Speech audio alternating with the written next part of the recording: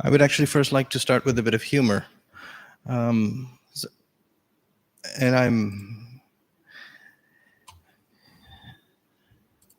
this is the book we're covering. It's my sixth book at Cass. So the joke I want to share with you, because I'm supremely unqualified to, is that having a new book come out is like having a kid. And so I don't have any kids. So the first book you do, we're very excited. It's like your first child. You become a father. It's a very big deal. Wow, I have big responsibilities. It's a big world. Wow. When you have your sixth book, no, it's okay. Ho gaya to ho gaya. I guess it's here. If I don't do something about it, I'll go to jail. So I'll do something for it. Literally, it's like that, sir. So when by the time you have your sixth book, it just pops out. But you have to give it some love and attention. So we are here today.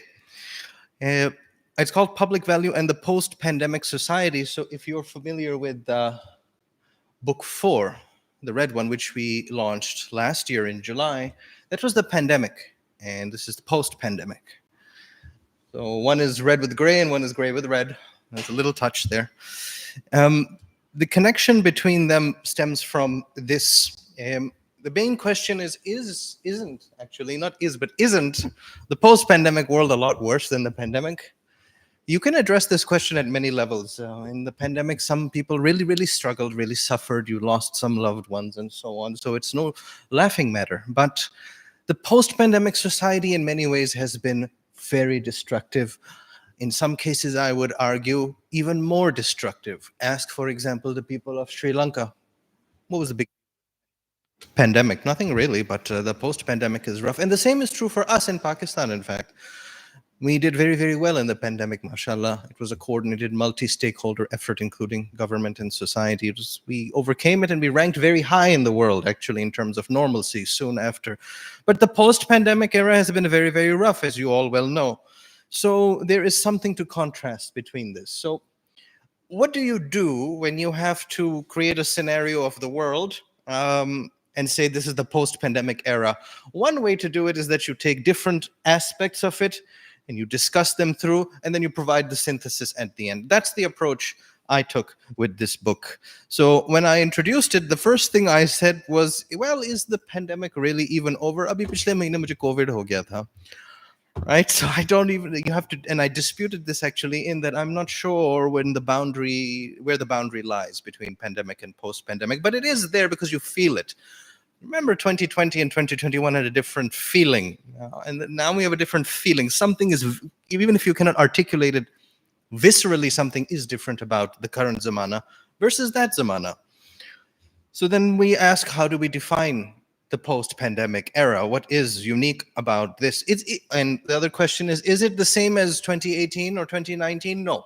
There's something not, where we are today is not the same as the pandemic era, but it's also not the same as what was there before. We haven't gone back to the way things were exactly. This is what this book is trying to do, really. So it'll stand as a kind of testament within the chronology of our lived experience. So how do you do that? Maine aapse guzarish ki कि you split it across scenarios. And so I broke it out into 3 parts. One is about the transitions and the changes. The second part is about asymmetries and how dynamics are different between what is concentrated and unconcentrated, or powerful and unpowerful, and so powerless. And finally, things that you can look back at as well as look forward at, so the resilience and the learning. So these are the 3 broad thematic areas, and then each of them has chapters within. And so the icons. So in changes and transitions, we are looking first of all at value transitions. It's the deep question of, are you different inside after COVID? Have you changed as a person in some way? You know, if you ask some people, they say, I'm exactly the same as before. But some people have changed remarkably. It depends on many factors: your age, gender, whether you live in the countryside or in the cities, whether you're rich or poor, it's and so on. There are many factors which I look at. In terms of, are you different on the inside as opposed to before? Then there's 2 economic phenomena that I had to cover because they are the big marks of our time. One is stagflation. Stagflation means inflation plus stagnation. So it's the worst of both worlds. That's certainly true for us here, but it is a generalized phenomena because in many places you have stagnation. Even if it's not translated into employment, it's certainly shown in terms of growth figures. And then there's inflation, which is a very big deal. And finally, there's the great resignation. So this is the question of how do you view what you do in life as manifest at a large scale? So many people have changed careers, they have dropped out, they've started new things, or they've done this and then gone back to the old because they regretted it. So how do you view your purpose in life? Wala sawal hai. And then in part 2, you have inequality within publics. So that's the rich and poor within a society type thing. And then there's inequality between publics. So for example, Rus or Ukraine ki jang ho rahi hai, lekin Sri Lanka tabah ho gaya. That kind of thing, right? Because Sri Lanka was unequally positioned within the global economies, right? And so there's countries, the inequalities between them means they can grapple with the problems of the modern world with different levels of strength and resilience. Then part 3, I want to introduce you to a debate, if you're not familiar, called necropolitics, the politics of death, which is very, very interesting. It is an African scholar, a Cameroonian scholar who pioneered this work, and it became very, very visible in the pandemic. Then you take it one step further in the post-pandemic. Then there's a technical chapter on future pandemics. I studied what are the main findings of the reports that have been put together to understand what should have been done differently. And finally, some question about sustainability when the case study is actually Pakistan. So the treatment that I take of Pakistan is in the sustainability, and it's the 2022 floods as the case study. And so it's quite a complex diagram of the book, and this is presented in chapter 1, but you see how the 3 parts in each of them branches out. So when you map it out like this and you have this in your mind, then you can proceed to write with passion and with clarity, because you had a clear model in your mind कि ये इस तरह से नुमाया होंगी, मेरे ख्यालात इस तरह से नुमाया होंगे. There's 5 key arguments in the book, and they're all overlapping. Basically, societies are going transitions, and it's actually worse now than it used to be, and inequalities are much worse now, actually, in some cases. But there's many lessons you can draw from that, and that we all have to work together to solve things. That's basically the essence of the 5 arguments. You see, they proceed logically. So, value transitions. Now, here's the thing with values. You know, for example, President Cass emphasizes a lot that you have to work on the value systems, and that's where the real change comes, and I think he's right. But value transition is a very complicated subject, because suppose your values change frequently, then you are not really a person, or those are not really values as we understand them, because values are moral compasses that are quite deep, right? They have helped to shape what you do. These are my values. If they change every day, they're not really values, or you're not really a functioning person. But here's the thing: if values are totally fixed for you forever, that means that you cannot change society unless the next generation comes. And so this generation has to die off. Jis tarah Hazrat Musa रींगते रहे रेगिस्तान में 40 साल ताकि पुराने यहूदी मर जाएं, right? Because they were just so narrow-minded that you had to, as you entered Canaan with a new generation, new values. So it's either one way or the other at extreme positions. The truth is probably that human beings are somewhere in the middle, that you have generally fixed coordinates in your value system, and then traumas can shape it and reorient you one way or the other. That's probably what we are as organisms. But what that means is that we ask, is the pandemic enough of a trauma to change what you were and how you are? That is a difficult question. So what did I do in this chapter, except it's a purely theoretical debate around these 2 extremes. Are we totally mercurial and will change upon the slightest impulse? Or are we totally fixated and basically have to die off for change to happen?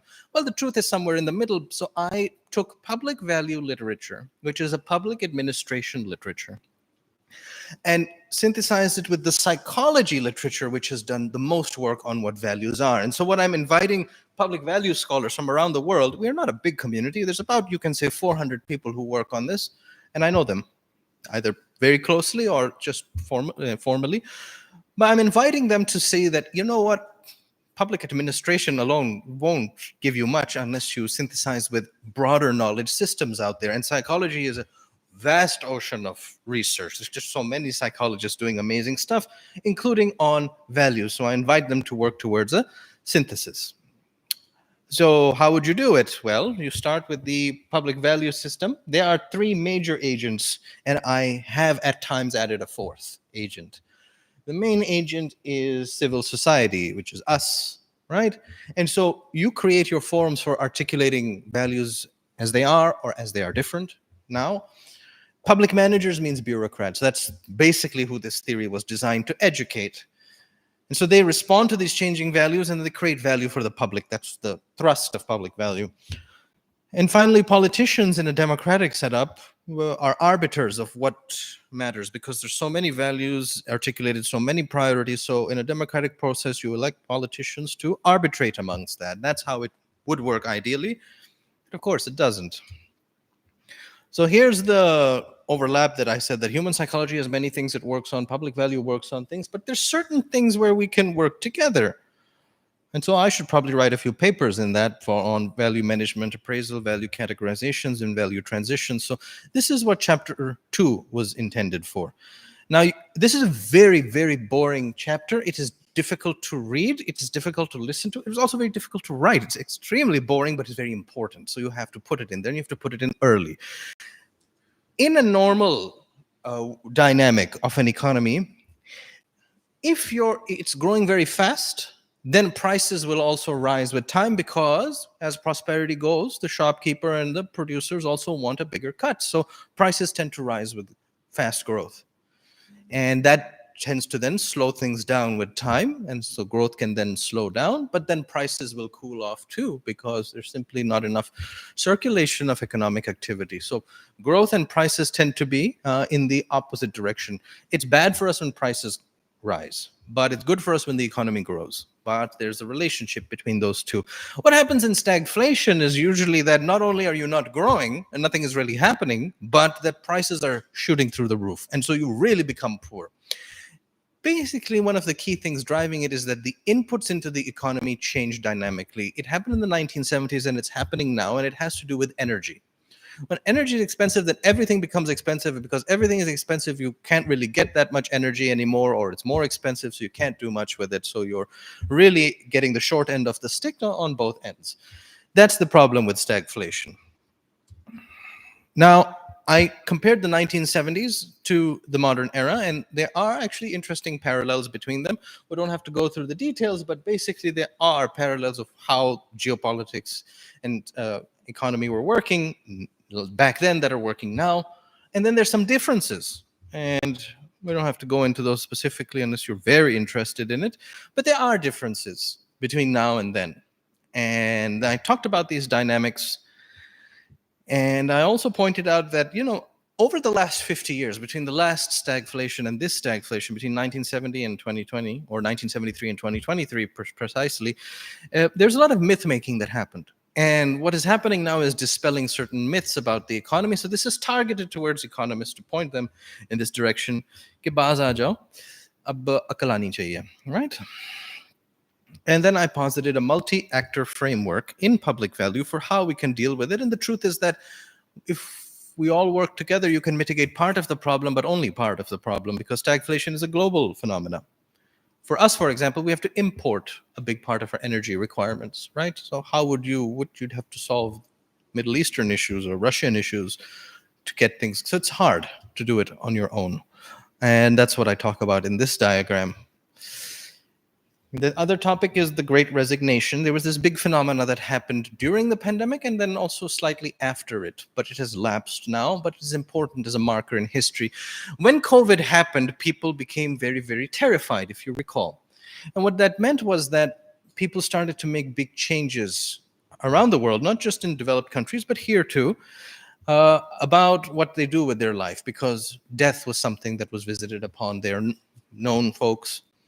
And so they changed their careers. And it meant that they looked at labor differently. And so I talk about this as a social phenomena as well as the counter dynamics. And one diagram that came out of that is for public value that, well, bureaucrats are also workers, but they're also regulators, but they're also respondents to the values of people. So I looked at them as agent rather than them as observer. And that's the value of that chapter. In chapter 5, we look at domestic inequalities. And I took at the United States as the example, because inequality is something that is very, very personally felt. It's very deep. Unfairness, for example, it's felt at a social level, and everybody has a certain rhetoric that too much inequality is a bad thing, but nobody says that exact inequality is a good thing, because we don't expect that anymore. There were certain societies that tried it, and they didn't succeed in mitigating that, because asymmetries and inequalities lasted in those societies too, in the second world, in the 20th century. So I talk about this, and I said, well, it's probably the fact that you probably want some. Do you really even want to address this problem? It seems like a lot of countries, power brokers, seem to be okay with the situation. And so if it's a value that you feel is fine, then you won't do much about it. And that's what I sketch out in this study of inequality. And the fact is that your responses to, I'll give you one interesting example. The migrant communities in the UK and the US were disproportionately affected by COVID, but those migrant communities, countries of origins, did much better. Think about it. So, for example, Pakistani community in the UK suffered disproportionately from COVID, but Pakistan did not. So there's something about the UK or the Pakistani condition in the UK that makes it different. The same is true for African Americans as opposed to Africa.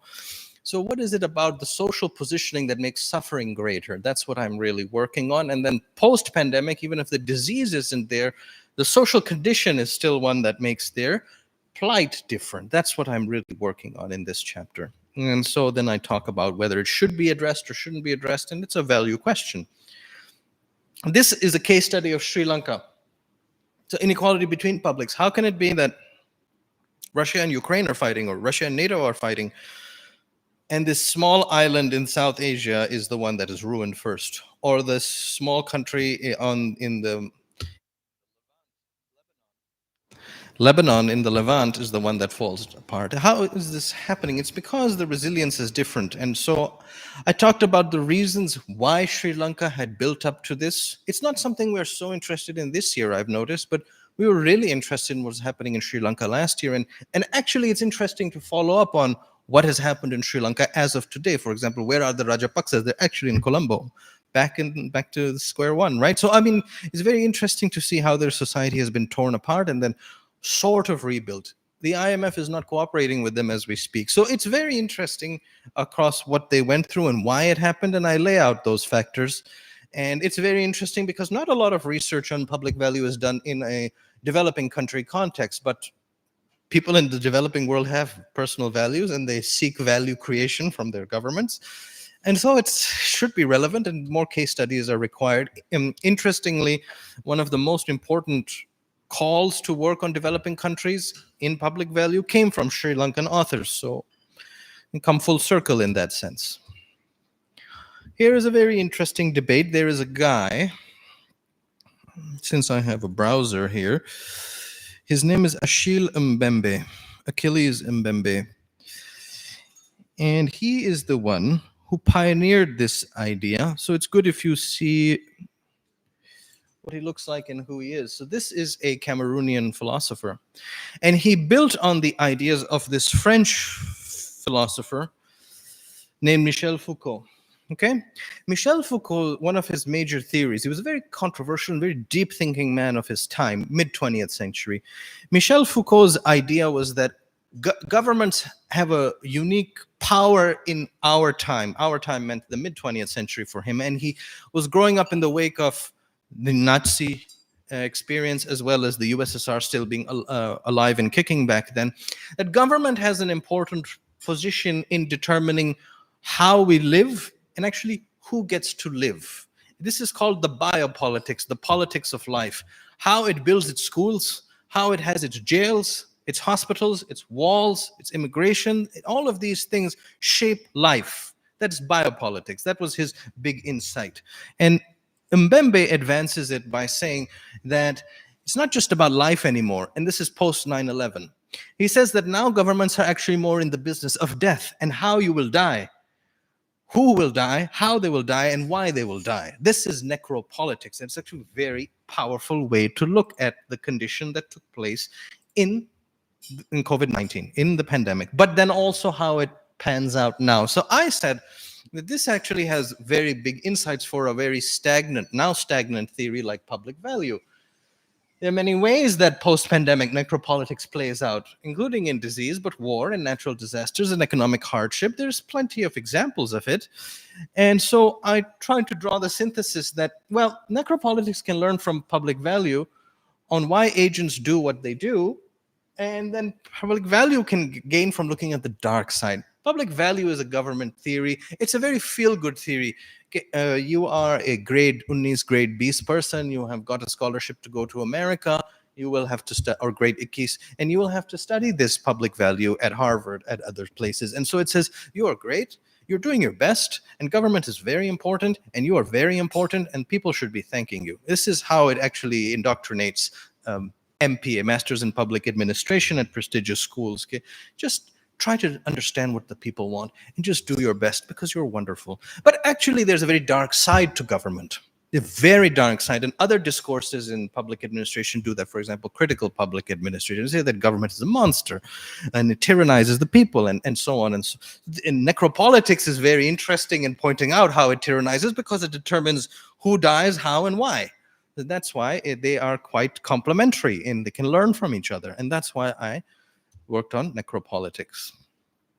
And the deep question was, what if the public wants people to die? For example, in the pandemic, हमने बुड्ढों की खातिर सबको बंद कर दिया, not necessarily in Pakistan, but in, for example, the UK and the US, there was you have to protect the aged people. You have to make sure they're okay. And so young people were disproportionately marginalized in decision making. The young people had to miss school. They had a stunted intellectual evolution. They had to not proceed with their normal lives so we could protect the aged, which is important, of course. But trading in that, if you asked young people at that time and surveys were done, they said, you know what, my life is being ruined because you have to protect somebody who's 90 years old. He probably doesn't have that much time anyways. I have my full life. It's not fair. So there's contestation between us being put to the edge and deciding that, hey, you should probably kill that person so I can survive. That is a very difficult question, and that's probably the deep question about public value and necropolitics. Of course, this is very controversial and very incendiary, but that's what public value always avoids. It doesn't deal with controversy, and it should. Then, sustainability and public value. It was surprising to me that so many scholars in public value like to talk about sustainability. There was a very easy literature review, so much to talk about, because sustainability is a very pyar mohabbat type of discourse. We have to protect the earth, we have to protect Mother Nature, we have to look out for each other. It's a lot of rhetoric. We have sustainable development goals, but then you see the reality of how corporations are working, governments are working, and it seems like they just want us normal people to do our recycling, be nice to each other, while they get to do exactly what they want. So this is the problem with the rhetoric of sustainability. I looked at the case study of Pakistan, and this is actually very interesting. So chapter 8, if you have the chance, you should check out, because I looked at how narrative matters in public value and how it changes sustainability. Because if we have greater climate-related problems, then preserving value becomes very difficult for the people. And addressing people's values, they all want us, everybody basically at least says that they want us to work on climate change, but we're not doing enough. We're not doing enough fast enough, at least. So there were 3 narratives that came after the floods came here. The first was ki Allah ka azab hai. I heard this a lot. I'm not making this up, but people said that we deserve this, and this is because we have become wicked and so on. And there were people, particularly in certain categories of society, who felt that this is just the way things happen. Why do these things happen? Because people deserve it. Divine wrath. And there's a political orientation behind that and a blame. The blame is inwards.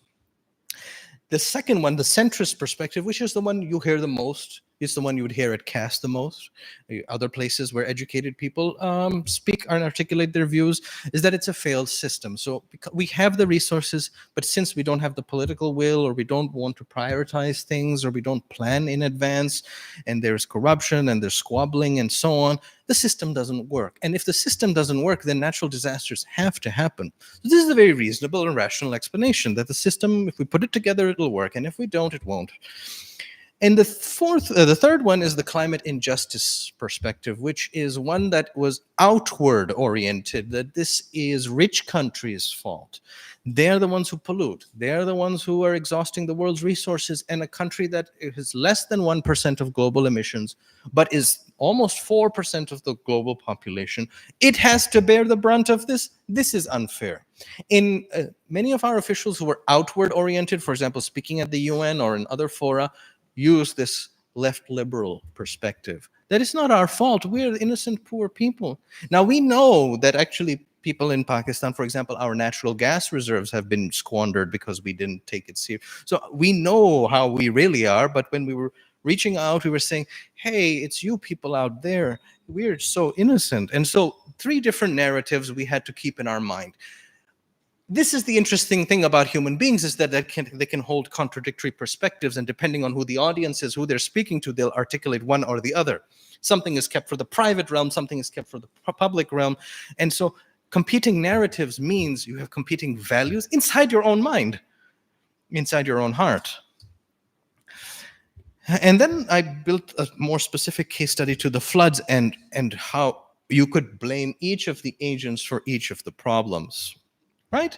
So civil society's apathy, public managers' lack of planning and incompetence, politicians' squabbling and corruption, they're all valid factors, right? And so this is how disaster management post-pandemic becomes more interesting when you situate narrative in the question.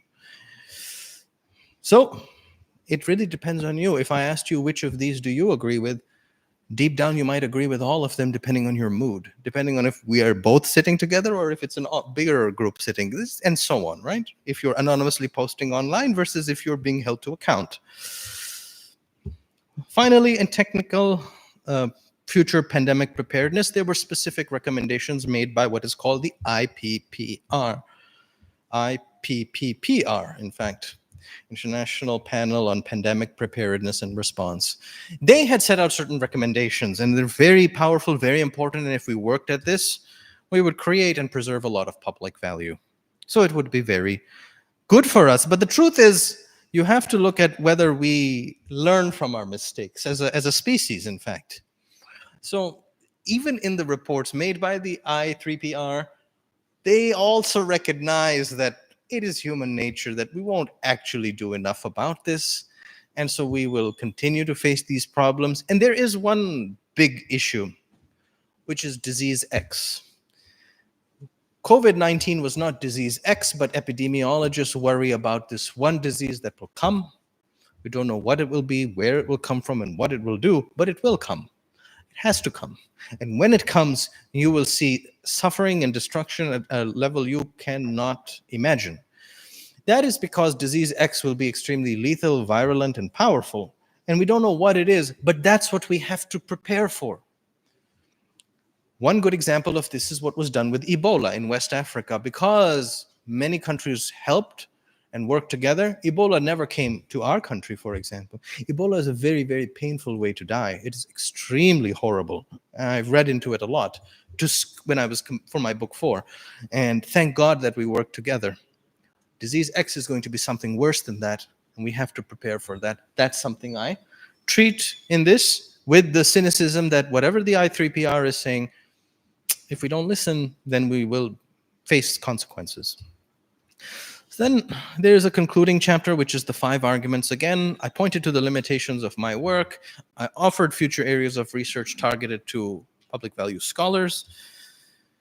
And this is, I think, a good example of complex storytelling, because I've painted to you a picture of how the world is, which is not easy because the world has many moving parts. But if you have a framework in your mind, you can help to describe a complex situation.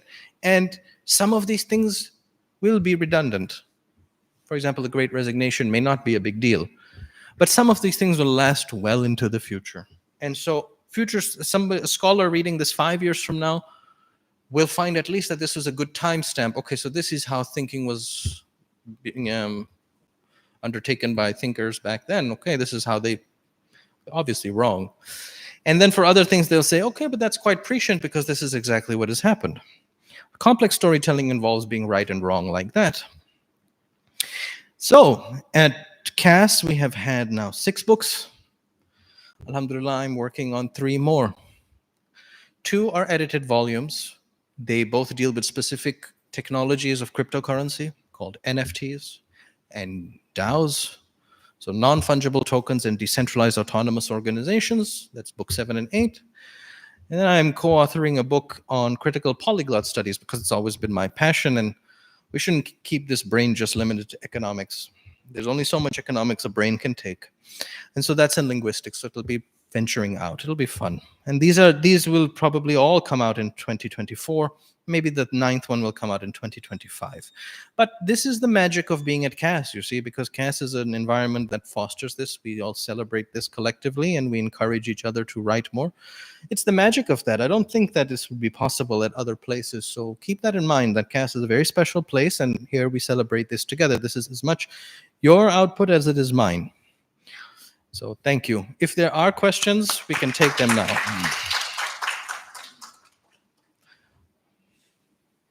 सब समझ आ गया? इतना वसी पसे मंजर आपको सारा आम फहम हो गया? Okay, so with that, Zahra, if you please conclude.